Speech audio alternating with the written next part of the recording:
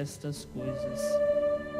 E Jesus crescia em sabedoria, estatura e graça, diante de Deus e diante dos homens. Palavra da salvação. Glória a vós, Senhor.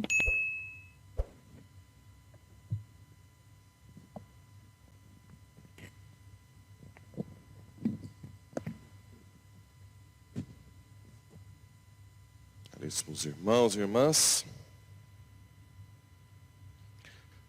então hoje nós estamos com essa celebração tão importante para a igreja, da Imaculada Conceição, um coração imaculado de Maria, um coração imaculado que Fátima, ela disse que deveria ser consagrado o mundo, depois a Rússia. Ou seja, hoje nós também deveríamos nos consagrar a esse Imaculado Coração. Aqui na leitura do livro do profeta Isaías, se fala um pouco desse mistério do amor de Deus com Nossa Senhora, que é muito semelhante ao povo de Israel, né? Por isso que ela é chamada filha de Sião. Ela é a personificação tanto do povo de Israel, quanto personificação da igreja atual. Aqui diz que a descendência do meu povo será conhecida entre as nações, e os seus filhos fixarão no meio dos povos. Quem vos vir há de reconhecê-los. Aí depois vem: exulto de alegria no Senhor, e minha alma regozija-se em meu Deus. É um canto semelhante ao do Magnificat, né? E também um pedido do anjo a Nossa Senhora na Anunciação: cheia de graça, ave cheia de graça. Aí vem aqui aquilo que eu sempre falo, que é um sinal do amor esponsal de Deus, né? Ele me vestiu com vestes da salvação, envolveu-me com o manto da justiça, e adornou-me como um noivo com sua coroa, ou uma noiva com suas joias. Olha que belo. Aqui já é uma prefiguração muito forte da vinda de Maria, como aquela que é a mãe da justiça, né? Aquela que vai dar origem à descendência, cuja sua descendência vai pisar, destruir o demônio de uma vez por todas e salvar-nos do pecado e desse mundo, né?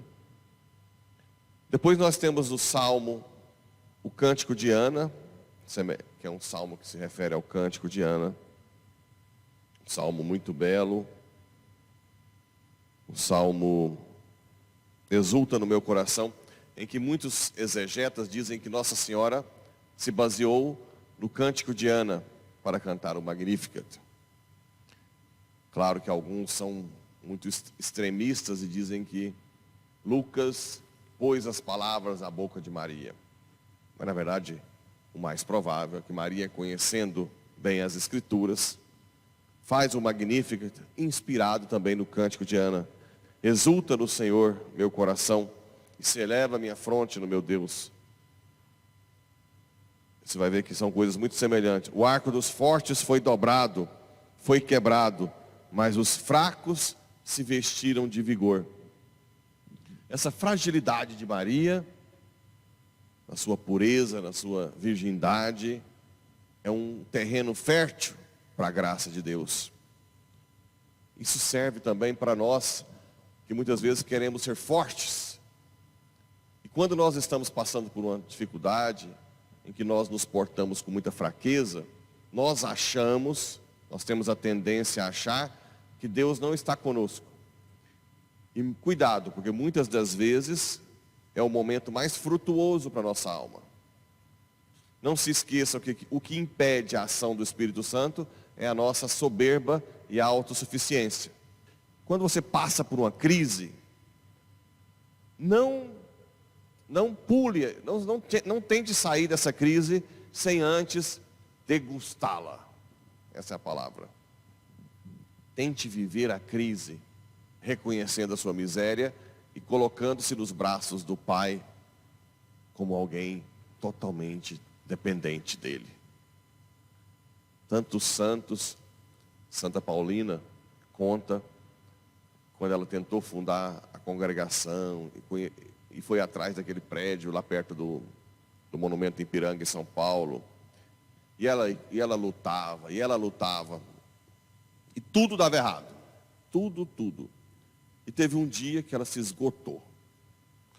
E quando ela se esgotou, ela foi até o sacrário e fez aquela prostração que alguns santos gostam de fazer, né? Deitar no chão, abriu os braços, com a cabeça para o chão e disse: não suporto mais, não dou conta mais. Daqui para frente, ou é o Senhor, ou essa congregação nunca sairá. No outro dia, tudo deu certo, rapidamente.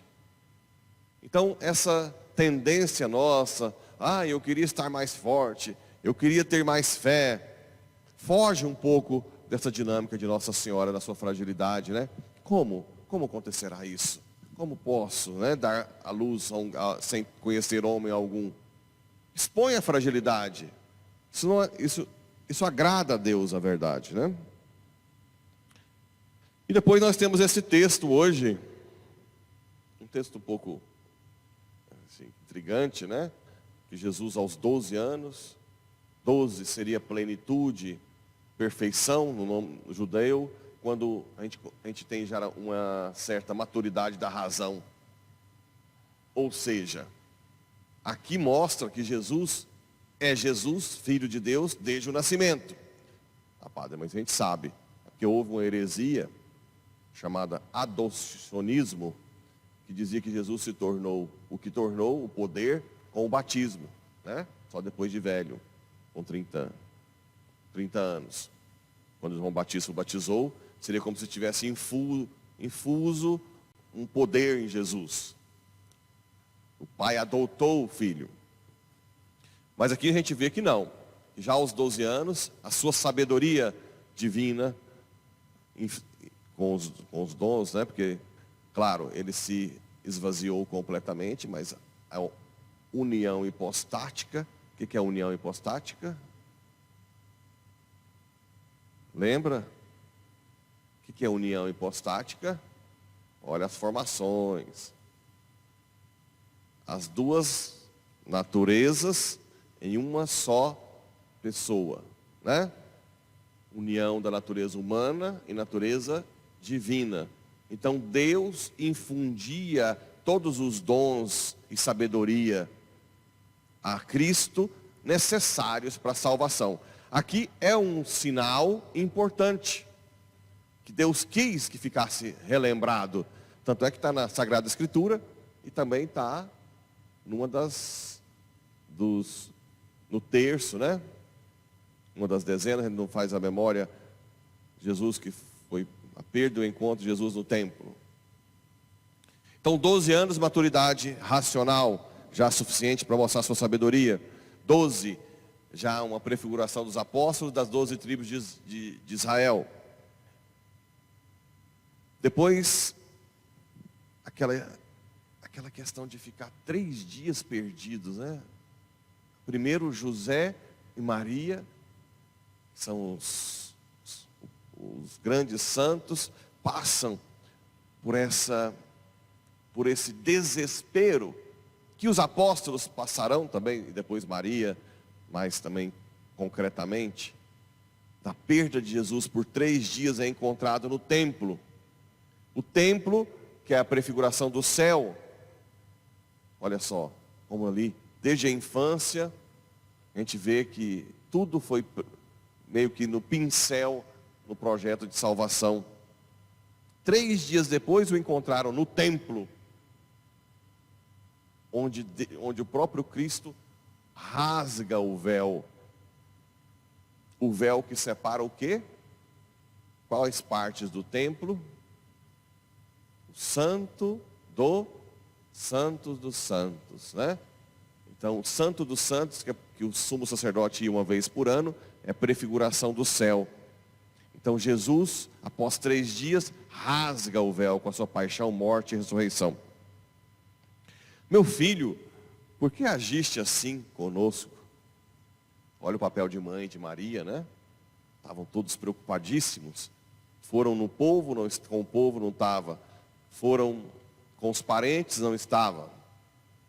Dizem que era comum os homens irem separados das mulheres. Por isso que eles caminharam tanto tempo sem saber se Jesus estava. José pensou que estava com Maria, Maria pensou que estava com José. Olha, que teu pai e eu estávamos angustiados à tua procura. Essa angústia nossa de procurar o Salvador, né? Essa angústia. Parece que a gente vive a paixão, morte e ressurreição quase que diariamente. Sempre nós estamos morrendo para o pecado e ressurgindo para uma vida nova. Sempre, todos os dias. E Jesus respondeu: por que me procuráveis? Não sabeis que devo estar na casa do meu pai? Aqui é um sinal também preparatório para José e Maria. Mesmo que Maria tenha recebido toda a anunciação, depois que nasce, está lá amamentando, eles começam ainda, será, né? Uma criança normal. Então Deus prepara também José e Maria para esse projeto enorme de salvar a humanidade. Como? Deixando um pouco transparecer a sua origem divina. Vocês não sabem que foi para o Pai, né? Que devo fazer, devo estar na casa de meu Pai? Eles, porém, não compreenderam as palavras. Mas não compreenderam aqui. Mas o Espírito Santo foi depois dando discernimento a Maria e José. Jesus desceu com seus pais para Nazaré. E olha que bonito. E era-lhes obediente. Olha o quanto é importante a família. Como Jesus santifica a família. Essa família que é tão atacada hoje, né? Tão destruída por pessoas ideológicas. E era desobediente. Sua mãe, porém, conservava no coração todas estas coisas. Aqui foi uma preparação, uma transfiguração da divindade de Jesus para os próprios pais, né? Que viram que esse menino não é um qualquer. Tem a sua natureza humana, dada a sua natureza divina, que vem da pessoa do Verbo. E depois termina dizendo que Jesus crescia em sabedoria, estatura e graça. Diante de Deus e diante dos homens. Muito belo. Então fica esse grande recado que nasce do Imaculado Coração de Maria. E que São Paulo usava muito, né? É na nossa pequenez, na nossa fraqueza, que nós somos fortes. É ali que Deus se manifesta. Não percam a oportunidade de se aproximar de Deus, ainda na crise, para que você saia da crise realmente mais forte, mais vigoroso, mais santo. E busque sempre refúgio no Imaculado Coração de Maria e no Sagrado Coração de Jesus. Ofertório.